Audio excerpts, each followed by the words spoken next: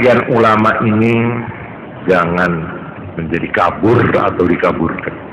Kemudian tentang pondok, ada yang saya ingin catat di sini sebagai hasil seminar pondok pesantren itu tahun berapa tadi itu? 60 berapa? 65. Yaitu pondok pesantren itu mempunyai 5 ciri khas. Nah ini. 1, jiwa keikhlasan, sepi ing pamrih, tidak karena didorong oleh keinginan memperoleh keuntungan tertentu, semata-mata karena dan untuk ibadah. Ini semangat ini yang ditanam di pondok. Terus jiwa ini meliputi suasana kiai dalam mengajar, suasana para santri dalam belajar, lurah pondok, pengurus pondok dalam membantu atau asistensi, segala gerak-gerik dalam pondok pesantren berjalan dalam suasana keikhlasan.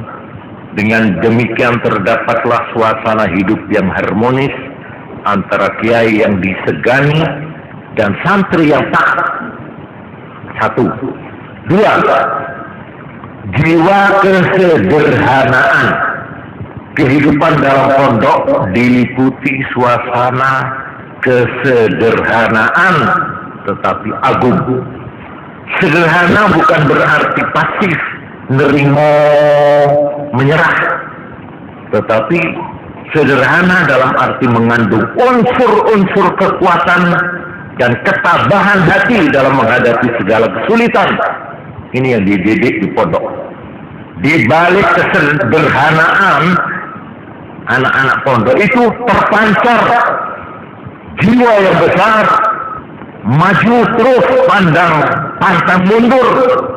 Atau kalau cara dulu rawi-rawi rantas, malang-malang putu. Napa kemudian bicara masyhur tahun yang lalu?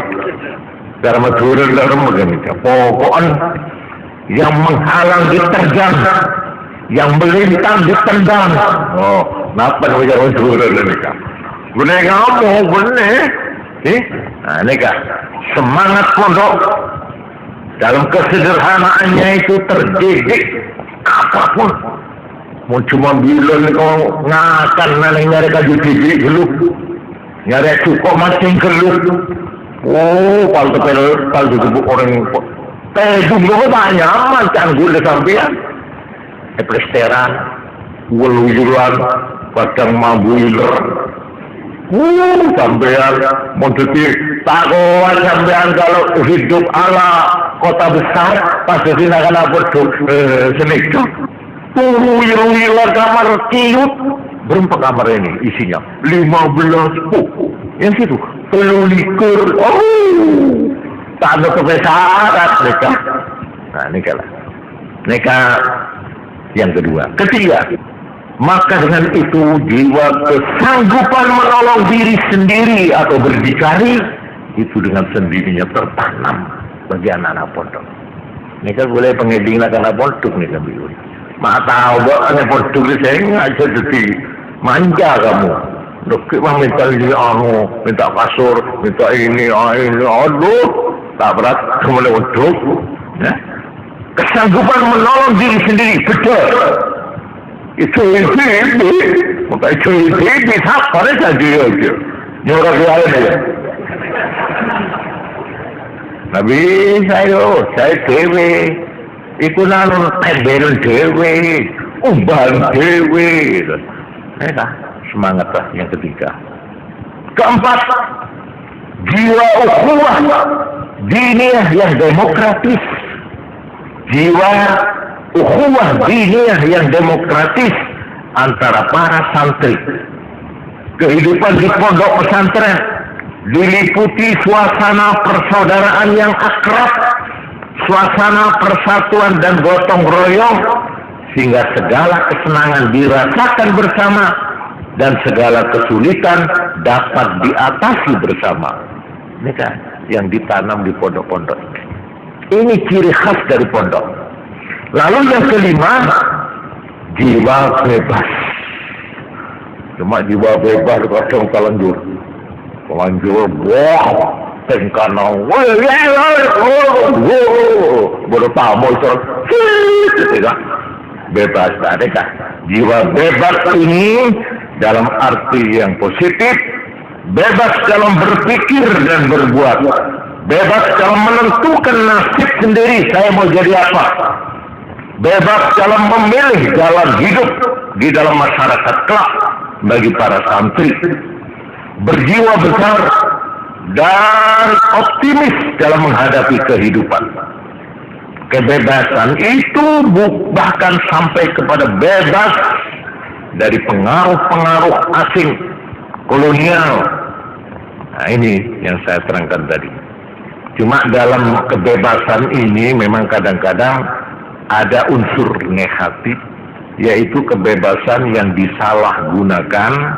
Ini bodoh produk nih, mau bodoh anak-anak tamat oleh kiriman negara, bicara lagi gambar anak-anak bingung. Hasil bebas yang tidak terpimpin itu sampai kadang-kadang bodoh tamu ini kan. Oh, sampai dari apa? Oh, cari mari. Masuk ke kan ya. Ya Allah, ini kok mau cuma nambah tapi sampai saya kunci. Mereka nakal negara mana. Jadi bebas dalam arti terpimpin. Para hadirin, begitulah sedikit saya menyinggung tentang pengertian ulama, pondok pesantren dan misinya. Para hadirin, kula kadintoh kelersan akhir-akhir menikah kula rok-norok mereka punya orang-orang luar malah berdes ke kantor datang tanya menjanakan makin wawancara atau interview. Ya apa pandangan kiai? Kula terus terang Pak, di sini saya menyatakan bahwa kadang-kadang orang itu bersikap a priori, bersikap radikal, bersikap spontan. Itu sebabnya menurut saya ada 3. Bodoh orang radikal malah ekstrem. Itu satu, karena kondisinya orang itu, kondisi. Bagaimana orang yang putus asa, orang yang kecewa, orang yang kemarin itu jadi pemimpin sekarang jadi terpimpin, dulu berkuasa sekarang tidak berkuasa, hanya kondisinya sudah sumpah toh, mencari orang ini orang abang punya orang tengah, tak sebelum mengamuk ini orang. Ini namanya orang radikal karena kondisinya. Ada itu orang radikal, tanya, kontak, sedekah. Sini sendiri punya orang radikal. Atau kecewa dia. Di dalam perjuangan dia kecewa. Atau gagal. Tidak berhasil. Atau dia tuh melihat orang yang berkuasa itu sakit hati dia. Apa kok dia yang kuasa? Kenapa tidak saya? Nah, berarti sedekah. Mata suntik dan berapa begini, baik. Ini kondisinya pun berlain. Ini kan contoh karan belum sedekah. Kondisinya itu satu. Ada orang radikal, keras, malah jadi ekstrim, bukan karena kondisi, karena situasi di sekelilingnya. Dia melihat pengangguran, dia melihat tidak ada demokrasi, dia melihat tidak ada keadilan. Ini dia sumpah. Apa sih kawan? Karena situasinya membuat matang orang untuk menjadi radikal. Ada faktor-faktor ini dari sekelilingnya. Ya apa ini? Sini kalau greget doa ini. Ini kan namanya radikal karena situasi di sekelilingnya yang dianggap tidak adil. Ada. Pas berdepan yang ketiga. Orang radikal karena ajarannya, Karena ajaran ini menurut ajaran saya harus diganya. Umpamanya nggak PKI, orang masih telepon kedua Dharma. Kalau dia menjadi PKI, mesti dia 1 minggu. Kenapa? Karena dia memang diajari menurut ajarannya. Seperti ini, Khomeini, Iran, itu Syiah itu bukan karena apanya, ajarannya memang. Ada ajarannya yang keras, tidak boleh kompromi, tidak boleh menyerah, tidak boleh ini itu. Kalau perlu mati. Makin beda dengan pemuda-pemuda yang dikirim berjibaku barisan apa itu? Kamikaze, apa itu? Jepang itu. Kepulauan itu. Bom, bom, perahu, sebom. Sebenarnya anak muda, masih umur 23 tahun. Dia diberi indoktrinasi, diberi ajaran syahid. Dan wajib menjalankan perintah imam. Kalau imam yang memerintahkan, wajib. Kalau tidak, kafir. Coba, ini ajaran nih kan. Iman terhadap imam termasuk iman. Jadi pemimpin menurut Syiah nih abu ini ketaruh na kafir, montak macelon perintah na kafir, dia halal dibunuh. Jadi anak-anak itu spiritual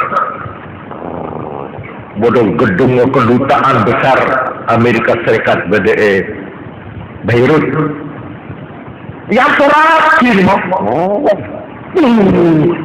coba beliau.